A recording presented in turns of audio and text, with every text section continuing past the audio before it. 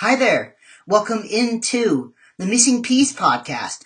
Thank you guys so much for giving me your time and listening in, and we're going to have a fun, jam-packed episode for you guys today. So, we got Super Bowl wrap-up.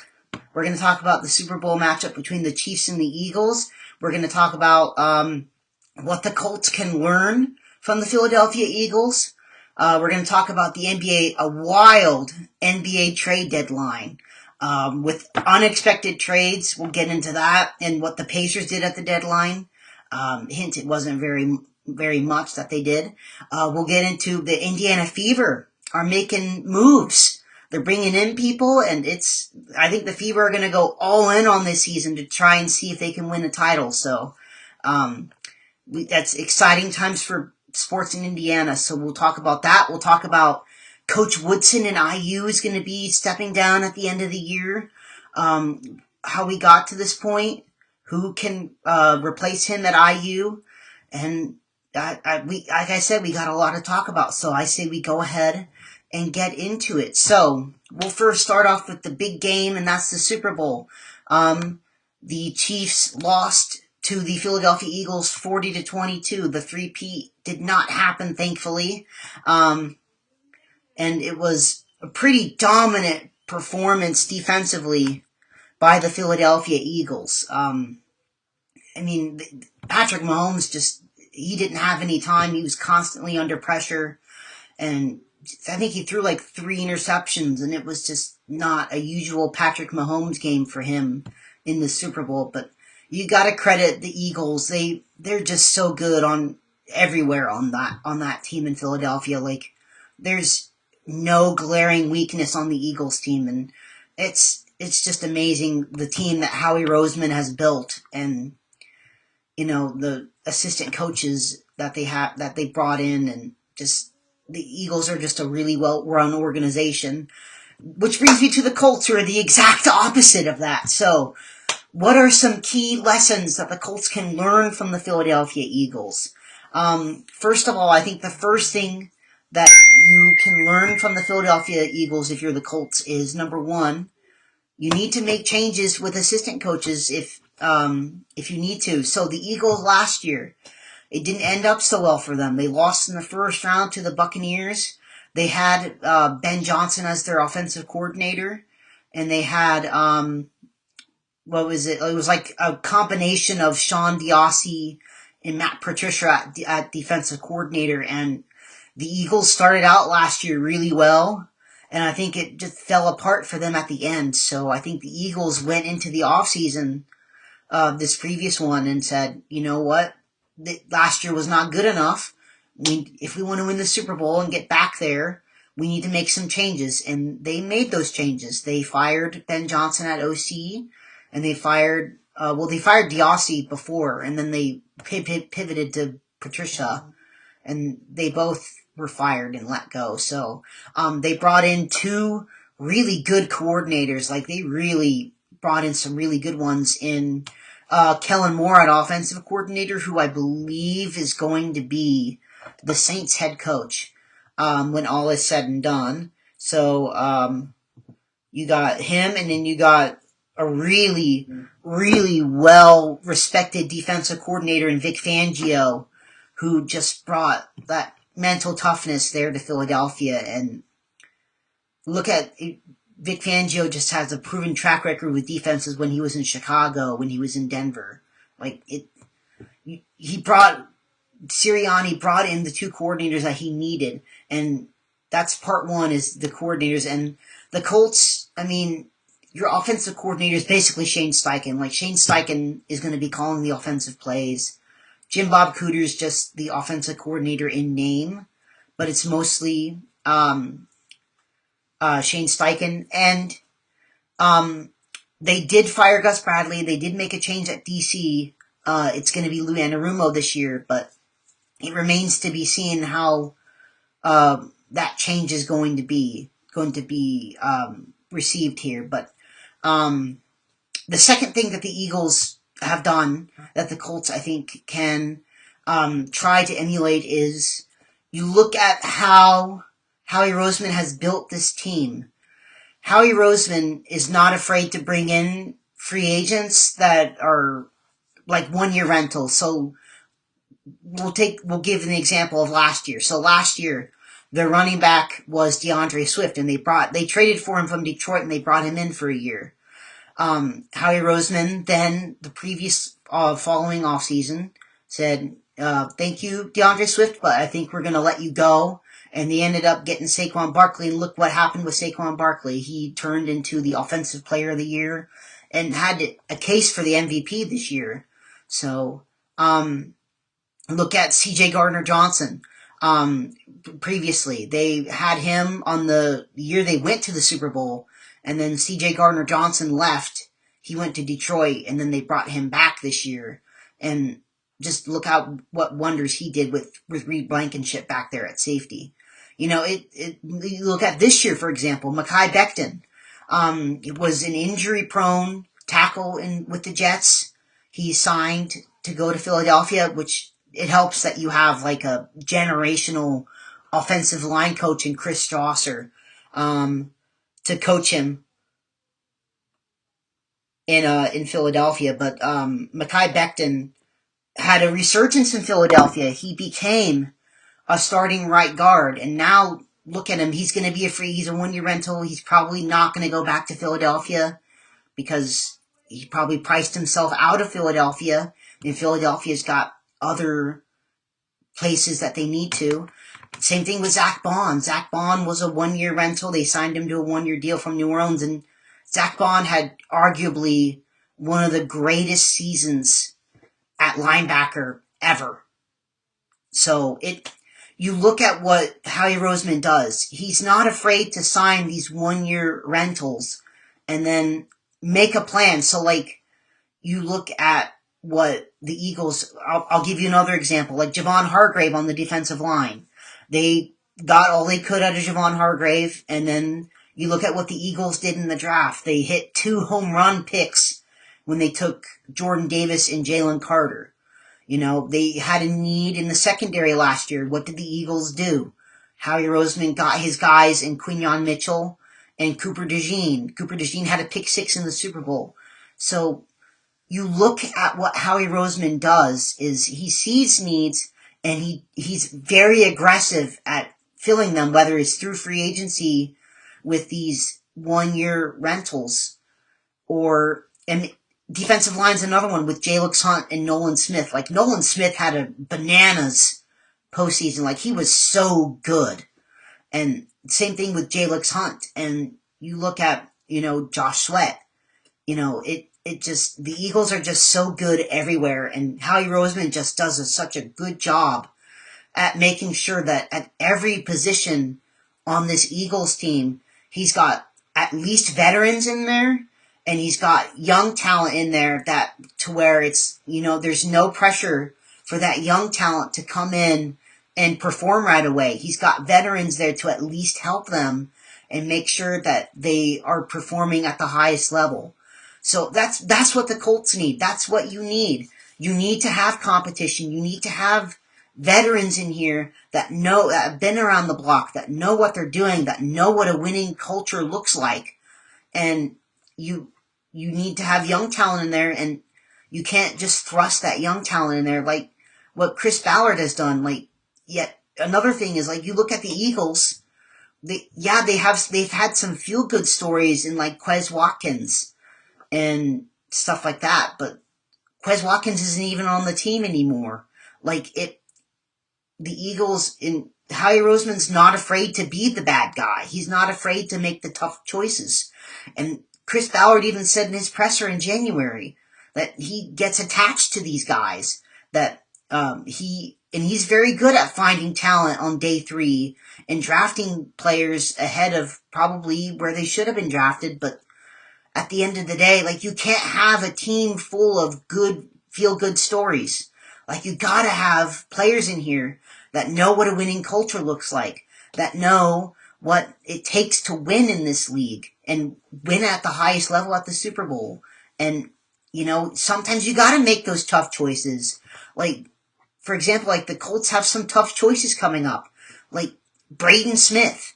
I honestly feel like Chris Ballard's gotta be the bad guy and cut him, because I mean, if you cut Braden Smith, you're basically going to be saving $20 million in cap space.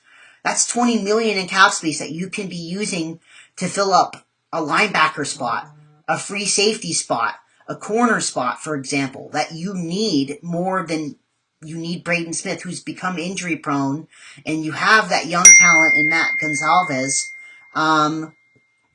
And Matt Gonzalez, I think, is ready to take over and can do that at right tackle. So if you're Chris Ballard, sometimes you got to be the bad guy and make those tough choices in those. So that's why I think Howie Roseman and Chris Ballard, that's what you got to be. You got to be aggressive on the things that you want, and you got to be more active in free agency. And he said he was going to be, but I will believe it when I see it. And just we'll see how it goes. But you gotta get veterans in here that are gonna establish a winning culture and help his team. The Commanders did that with Bobby Wagner and Zach Ertz, who know what it takes to win. And look what the Commanders did this year with Jay. Now it helps that they got a once in a generation talent in James Daniels at quarterback, but the Commanders brought in culture guys, and look what the Commanders did. They got to the title game. So, I think that'll be enough of that. So, with the Colts free agency, we'll get into that when it gets closer to March. I know that's coming up. I know we got that coming up. The Combine's going to be coming here at the end of the month. I'm going to have Mitch come on here along with me to talk some of the prospects that we like for the Colts and some prospects you got to look out for. And we'll have some fun times with Mitch. So, without further ado, I think we'll go to the next topic. That's the NBA trade deadline, which was bananas, man. That was a really, really crazy trade deadline.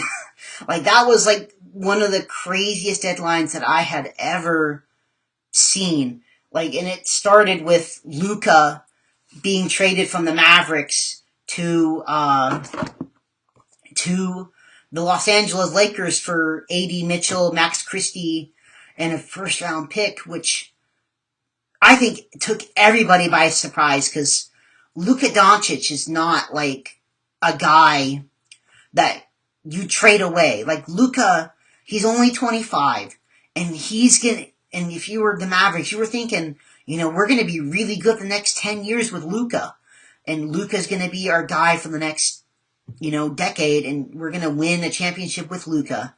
And now you trade Luka away and for a win now piece in Anthony Davis, who's older and is injury prone, and he even got hurt the first game he played as a Maverick. So I don't see where the Mavericks were coming from. I really don't.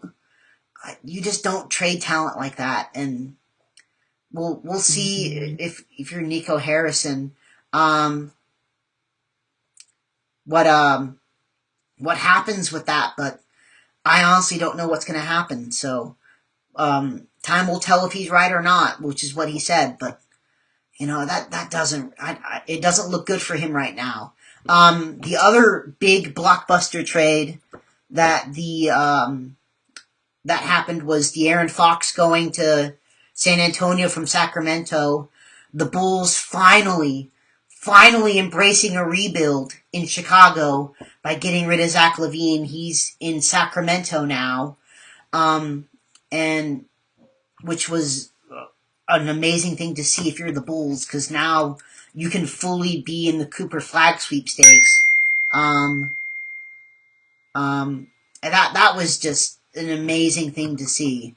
And then that was the other big one. So that really surprised me. I kind of figured, LaVine was on the block for forever. So, that did not surprise me that the Bulls finally moved him. But, De'Aaron going to San Antonio, and San Antonio not giving up any of their young talent. They didn't lose Devin Vassell. They didn't lose Jeremy Sohan. They didn't lose Stephon Castle. They didn't lose Keldon Johnson. They kept all their young guys.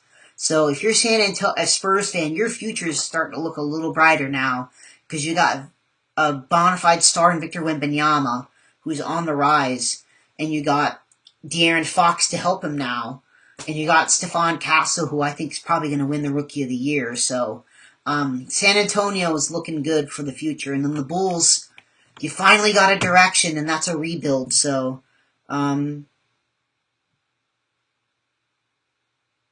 on, give me a second. So, good for the Bulls. The Pacers at the trade deadline, well, they didn't make any big moves. They did make a move. They traded James Wiseman to the Toronto Raptors for some cash, and they used that cash to sign Alex Len, the center, who was a buyout candidate. And, if you're the Pacers, that move makes sense because you basically had two injured centers that were taking up space in Wiseman and in Isaiah Jackson. And obviously with Turner getting in concussion protocol right now, and with, you basically had one center on the roster with Thomas Bryant. So, now you add Alex Len to the mix. Now you have three.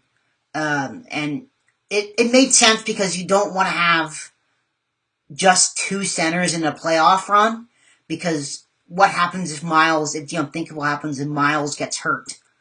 What's going to happen then? So you'd basically be down to one center with Thomas Bryant, so that would not be good. So I think adding a third center, a backup center in Alex Len, would be a really good thing for the Pacers. So it made sense. Obviously the big news for the Pacers is that Miles Turner is staying, which I'm very happy about. Miles is such a big part of this community. I'm so happy that Miles is staying. I know, it just seems like every year Miles Turner's on the trade block. It just seems like, and I'm glad we kept him. It didn't make any sense to trade him. I know money's going to be really tight for the Pacers coming up here soon because Andrew Nembhard's contract extension is going to kick in this offseason. You're going to have Benedict Mathurin coming up very soon. I believe that's next offseason that you're going to have Benedict Mathurin's contract coming up. Miles is up this offseason. So you got if you're the Pacers, you got some money decisions coming up for you soon. So, but I think it's very smart of the Pacers to wait and you see if you can package up Mathurin. Maybe you throw in like a Jarris Walker and an Isaiah Jackson, or maybe you throw in an Obi Toppin or a Nesmith, and you try and see if you can get another star to go along with Tyrese and Siakam. But I think right now, until that disgruntled star becomes available, I wouldn't trade for Kevin Durant. I'm thinking of a young star to make this team really good for the foreseeable future. But until that time happens, I think it's very smart for them to just stand pat and wait and see what happens. But we'll see what happens with the Pacers. This was a bananas trade deadline, and it was just awesome to watch, especially the Luka and AD trade, man. That took me off guard. But I think we'll get into the Fever signing. So the Fever have been really busy this offseason. They have signed a lot of people. So I'll bring up the Fever roster right now. So obviously you have Caitlin Clark and Aaliyah Boston. You're going to have... So you got Kelsey. You brought Kelsey Mitchell back, which is number one. That's awesome to bring back Kelsey Mitchell on a 1-year deal. That was a really good get to bring her back. I didn't know if they were going to be able to, because Kelsey Mitchell is probably going to have a really good market out there for her. But I'm glad she came back. Christy Wallace. They traded for Christy Wallace. Got yet another guard in here. They brought in a familiar name for the Fever, Natasha Howard, coming from the wings. She's coming back to the Fever to try and win a championship. You got Aaliyah Boston. Sophie, oh no, my bad. It was Sophie Cunningham that they traded for. That's my bad. Sophie Cunningham was the one that they traded that first round pick for, which is another guard to bench to be behind Caitlin Clark and Kelsey Mitchell. You got Lexi Hall, who's a good 3-point shooter. And then Caitlin Clark, obviously. And then you got DeWanna Bonner's the other one. So you basically went out and got your two biggest needs. You needed someone to be a big next to Aaliyah Boston. That's the Natasha Howard. And you got DeWanna Bonner, too, who can play the 2 and the 3. So Fever, they're going all in, man, this year. And they got a new head coach, too. So they're going all in this year to try and win a championship and bring another one back to Indy. So that's an amazing news for the Fever. I'm glad that they're moving and getting a really good team. And it's going to be fun this year because the All-Star game for the WNBA is here in Indy. So that'll be really fun to see. I can't wait to watch the Fever this year. That'll be fun during the summer to watch them with that warm weather. Go outside and watch them. So that'll be fun. I think the other big news, Indiana-wise, is that oh gosh, I'm blanking on his name right now. The IU head coach, Mike Woodson. I got it. Mike Woodson. He's going to be retiring at the end of this year, whether it was kind of like a nudged retirement or if he's just decided to, is up for debate, but the result is the same, that he's going to be stepping down as the IU head coach at the end of the season. I kind of figured this was going to come. It's kind of a little bit painful because Mike Woodson played for Bob Knight here in IU. Regardless of what happened these past 2 years with IU, he is a very good coach. Like, look what he did in the NBA with the Knicks. He's the one that led them to all those playoff appearances with Melo and Stoudemire. And he did good his first 2 years with Indiana. He made the tournament twice. But these past 2 years and IU's got very high standards, and these past 2 seasons have not been good. This will probably be 2 years in a row, unless by some miracle they win the Big Ten tournament, which I seriously doubt is going to happen. That it'll be 2 years in a row that they won't make the tournament. And if you're IU fans, that's unacceptable. That 2 years in a row that you've missed the tournament. So, it'll be painful to see him go, but I think it's time. Some potential replacements that I can think of that would replace him. Dusty May, who's the Michigan head coach right now, and he was asked about it and he kind of avoided the question, but, Dusty May, he's an IU alum. I believe he was like an assistant coach here in IU, and then he left to go to Florida Atlantic, and now he's in Michigan. So, Dusty May, look out for him. Chris Beard, the head coach at Ole Miss, I would look out for him. Obviously, there's some other stuff that's going on with him that happened at Texas with him, but Chris Beard is a very good coach, and look what he's doing with Ole Miss this year. Scott Drew, the Baylor head coach, that's probably going to take a lot to get him out of there. Maybe you go to the NBA and maybe you look at a Billy Donovan, who might not want to be part of a rebuild in Chicago. Maybe you can get a Billy Donovan. But those are just some potential ones that I would... Nate Ollie, maybe, from Alabama, or Nate Oates, my bad. I was thinking of the old Colts defensive line coach, but Nate Oates from Alabama. But it'll be very interesting. We'll see what IU ends up doing, but I think that's going to be the episode for today, guys. Thank you guys so much for listening in, and I will catch you guys later. Thank you.